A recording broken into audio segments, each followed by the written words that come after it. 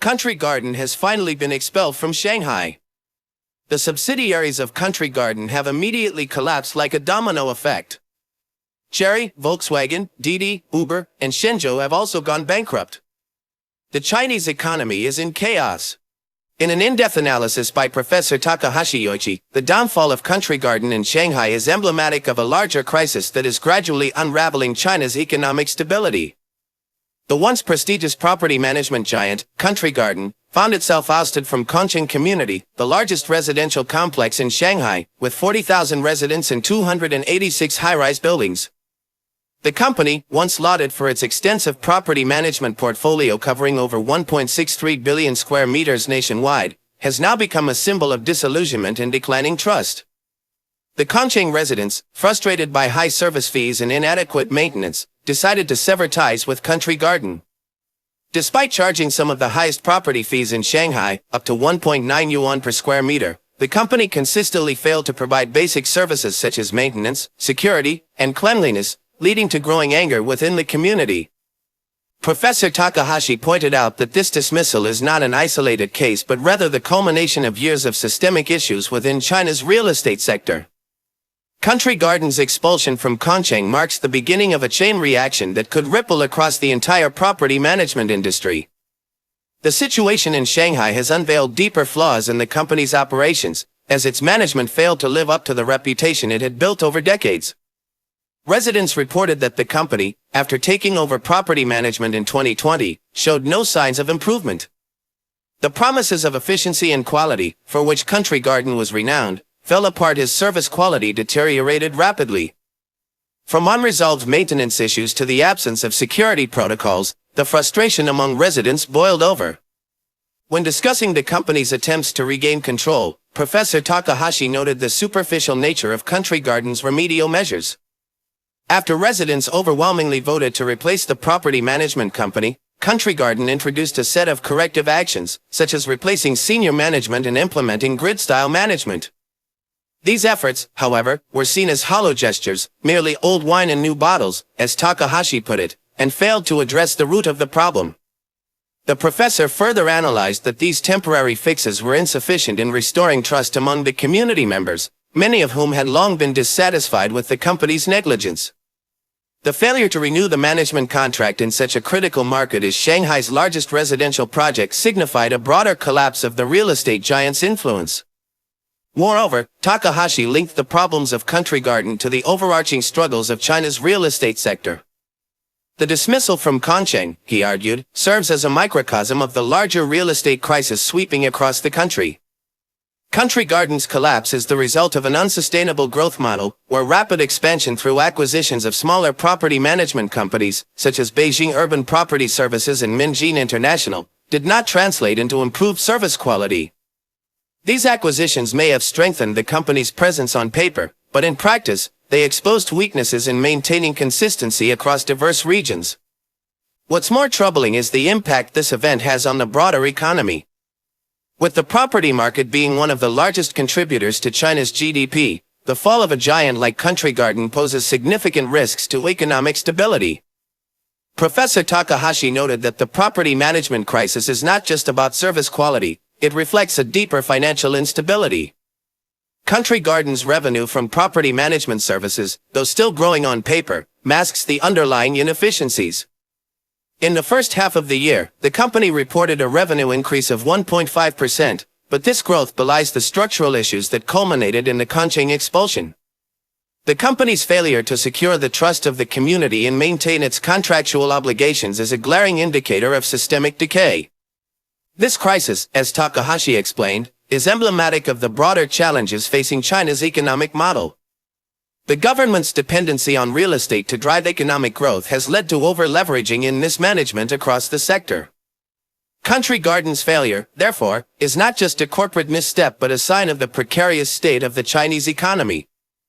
Takahashi warns that without serious reforms, China may face a domino effect, where the collapse of major real estate companies like Country Garden will lead to broader economic fallout.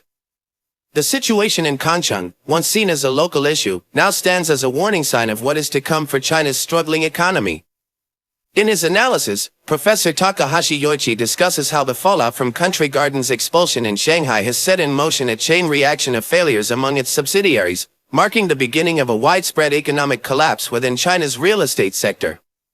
This domino effect, according to Takahashi, was inevitable once the cracks in the company's management structure became apparent, as Country Garden had been relying on aggressive expansion and acquisition strategies to maintain its dominance.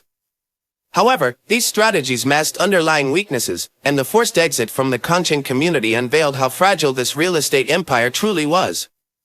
Country Garden's business model, which involved acquiring a plethora of smaller property management companies such as Beijing Urban Property Services, Minjin International Insurance Brokers, and Sichuan Home Insurance Services, initially appeared to bolster its presence across China.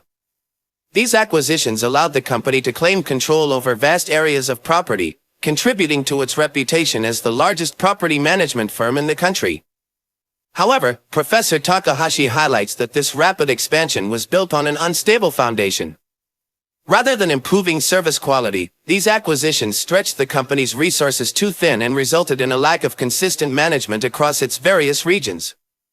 The situation in Chongqing exemplified this mismanagement, but it was only the tip of the iceberg. As Chongqing severed ties with Country Garden, other communities across China began to reconsider their own contracts with the company. Takahashi points out that the dismissal from such a high-profile project set off alarm bells nationwide, leading to similar movements in other regions where Country Garden subsidiaries were managing properties. These companies, which once enjoyed the prestige of being associated with a real estate giant, suddenly found themselves under scrutiny. Local governments and property owners, who had previously been complacent, started questioning the value and efficiency of the services provided by Country Garden and its subsidiaries. This erosion of trust had a ripple effect, as communities began seeking alternative management solutions, further accelerating the decline of these subsidiaries. Professor Takahashi emphasizes that the collapse of Country Garden's subsidiaries is not merely a corporate failure, it is a reflection of deeper structural issues within China's economy. The subsidiaries, which once benefited from Country Garden's vast resources, are now facing financial instability as more communities withdraw their contracts. This is particularly damaging in China's smaller cities, where the local economy is heavily reliant on real estate. Many of these subsidiaries, which were acquired during Country Garden's rapid expansion phase, now find themselves without the financial backing needed to sustain their operations. The result is a domino effect, where one subsidiary's downfall triggers another, gradually dismantling the network that once supported Country Garden's vast real estate empire. Takahashi notes that this collapse has broader implications for China's economy. As the largest property management firm in the country, Country Garden's failure is a sign of the systemic weaknesses that plague China's real estate sector. The subsidiaries that once provided services to millions of residents are now facing bankruptcy, and the sudden collapse of these companies is expected to exacerbate the already fragile state of the housing market. With residents losing faith in property management companies and local governments unable to provide adequate oversight, the real estate market is likely to experience further disruptions. This, in turn, could lead to a sharp decline in property values, further destabilizing the economy.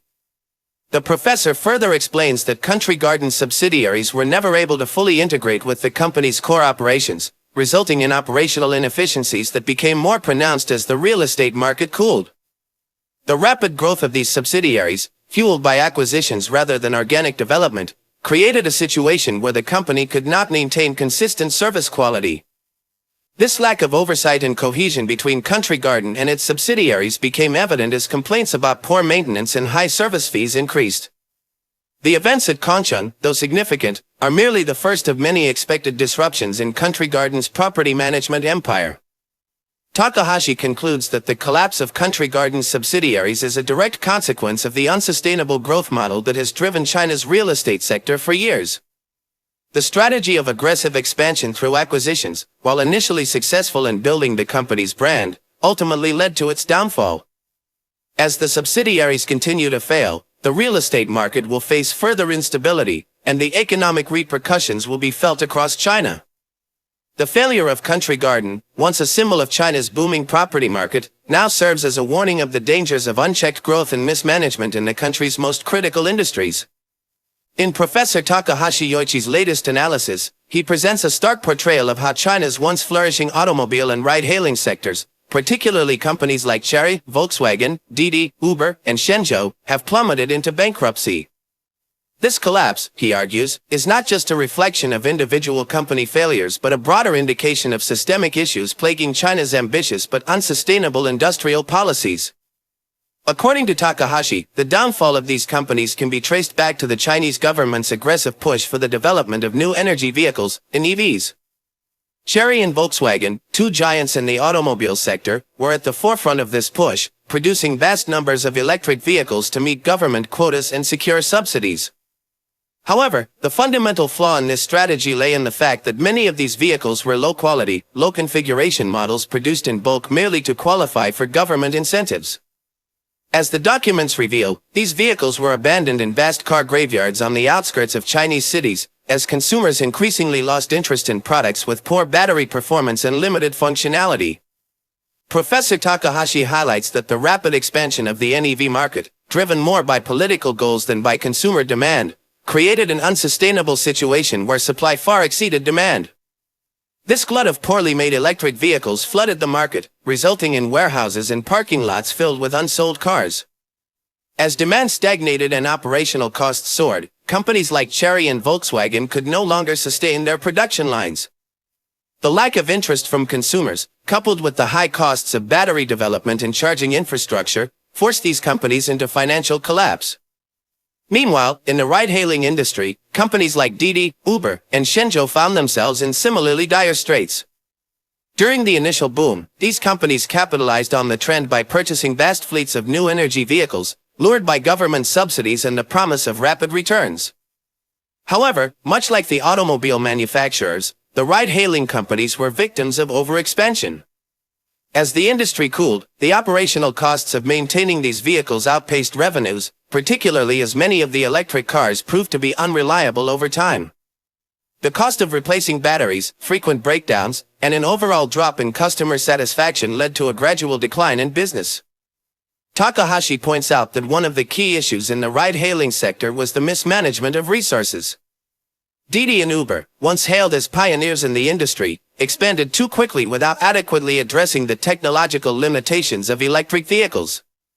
Many of the cars purchased during this period had significantly lower battery life than advertised, with some models offering only 250 kilometers per charge, far below the needs of daily ride-hailing operations. As consumer complaints mounted and maintenance costs soared, it became increasingly clear that the business model was unsustainable.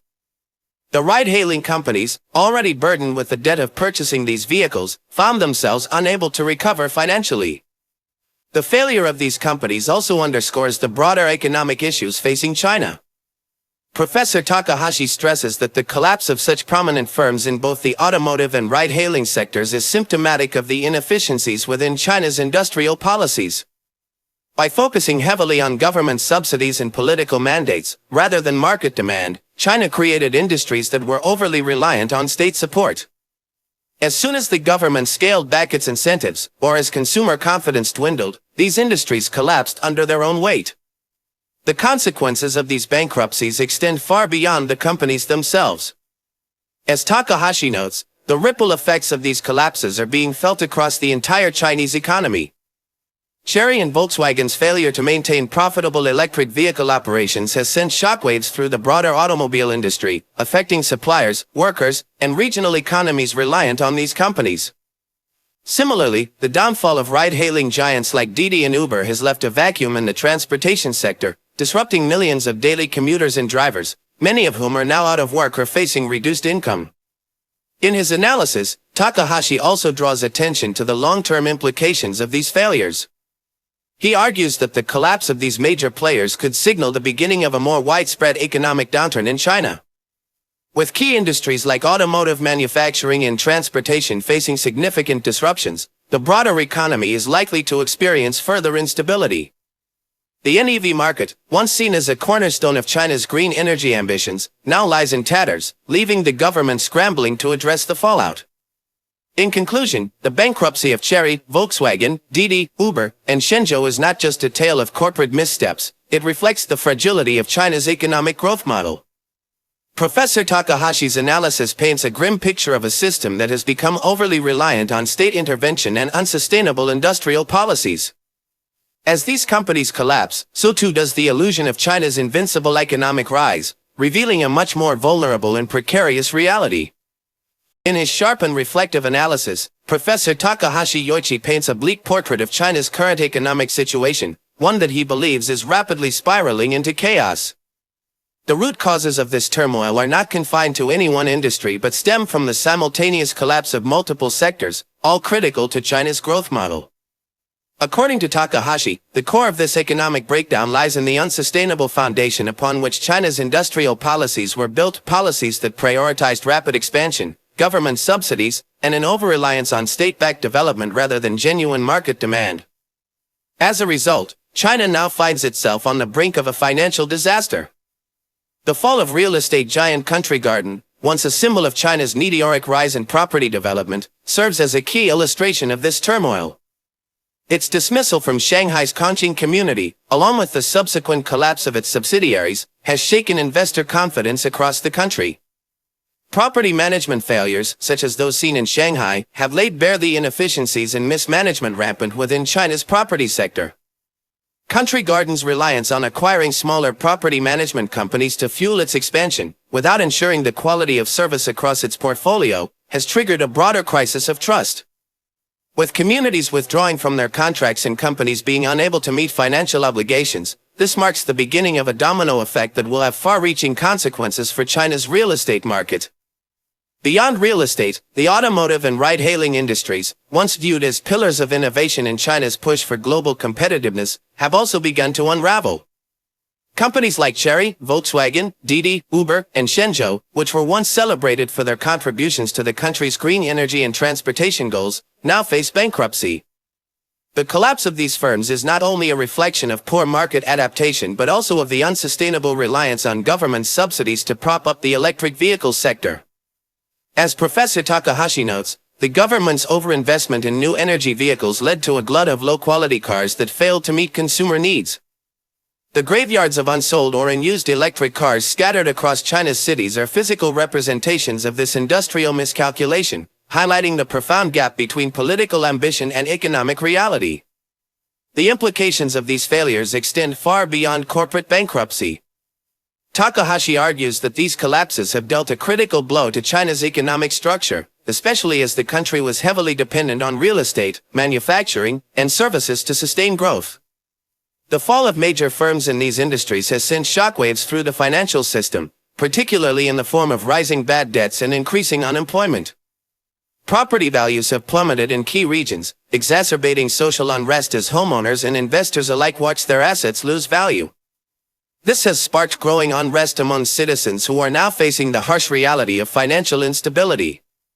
Takahashi's assessment goes deeper, suggesting that the chaos gripping China's economy is not just the result of corporate mismanagement or market missteps.